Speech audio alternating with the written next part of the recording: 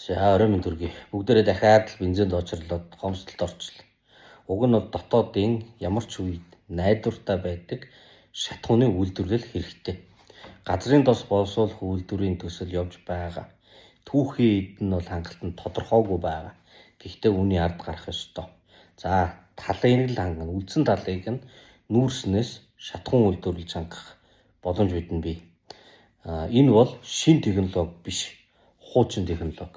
Зарим улсад бүр бие даасан салбар болсон.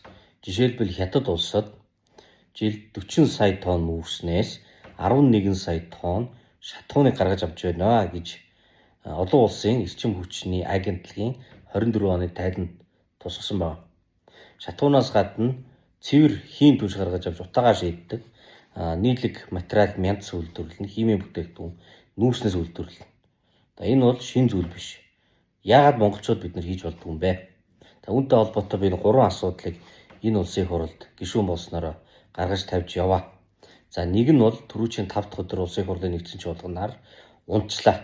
Тэр нь болохоор том шин нэмийг хийхин тулд эхлээд жижиг хэмжээний туршилт тохиргооны үзүүлэх үйлдвэрлэлийг барьдаг. Ийм үйлдвэрийг барья гэдэг саналыг би өнгөрсөн жил аж үйлдвэрчлийн бодлогын байнгын оргоор дамжиж гаргаад нэгдсэн чуулган дээр энэ дэмжигдээ засгийн газрын үйл ажиллагааны хөтөлбөрт тусгагдаад яамны төлөвлөгөөнд нороод Эрдэнэс 5 толгой компани үйлдвэрийн дэргэд байгуулнаа гэд бизнес төлөвлөгөөнд нь тусгасан байна. Сая энэ 2030 гэдэг ерөнхий чиглэлд хасагдаж орж ирсэн. Яагаад гэдгийг нь асуугаад оруулах хэрэгтэй гэдэг саналыг гаргаад за ингээд нэгдсэн чуулган дээр сонирхолтой 42-42-оор тэнцэж энэ санал боссон төсөл дэмжигдсэн боловч гормын санал гаргаж хагаад санал хураалтыг хүчингүй болгоё гэж гормын санал гаргаад хүчингүй болгоод дахид санал хураагаад туршилт тохиргооны нүүрс хэмээн баг үйлдвэр барина гэдэг ажлыг 5 жилийн үндсэн чиглэлээс хаслаа. Гэлээ гэхдээ хоёр дахь нэг заалт нь бол тусгагдсан. Тэр нь болохоор нүүрснээс дотоодын шатхуун хийн түлшний хэрэглээний 0.1%-ийг 28 онд, 10%-ийг 29 онд, 30 онд 20%-ийг хангана гэж 2030-д бол тусгуулсан. Үүнийг улсын их хурл баталсан. За баталсан хуулиа хэрэгжүүлдэг бол үе үеийн засгийн газар, улсын их хурл тэр зорилготоо хүрэхийн тулд юм инэ гэсэн. Мэдээж нүүрс химийн үйлдвэргээд тэрбум доллараар тоологдохыг улсын хөрөнгө оруулалтаар хийнэ гэж бол баг бодлоо дөө.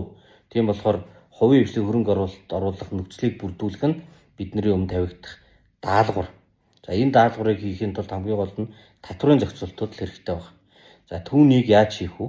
Дээрээс нь нүүрс химийн үйлдвэрлэл газрын төсвийг яаж уягдуулах вэ? Эрчим хүчний аюулгүй байдлаа яаж хангах вэ гэдэг асуудлын хүрээнд нүүрсний цэвэр үйлдвэрлэлийн стратеги боловсруулаа гэдэг чиглэлийг аж үйлдвэрчлийн бодлогын байнгын ороо гэж байхдаа засгийн газарт гаргаж өгсөн. Энэ бол миний санаачлаг. Үүн дээр энэ салбарын яам ажиллаад боловсруулалт оруулж ирэх ёстой. Тэр дээр нь анхаарч ажилланаа. За ингээд ямар ч байсан эцсийн зорилго бол монголчууд өөрт байгаа түүхий дээрээ нүүрснээсээ цэвэр хийн түлш гаргаж энэ утааныхаа асуудлыг шийднэ.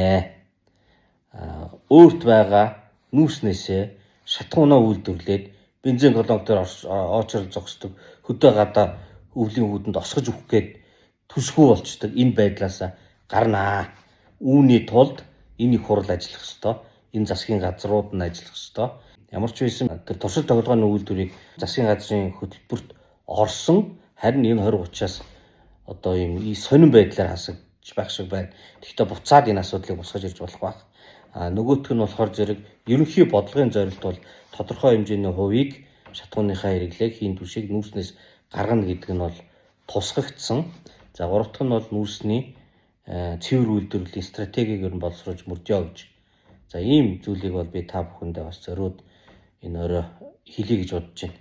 За тэгээд шатхуунаа амжилттай болж банкад өргөхийг хүсье да.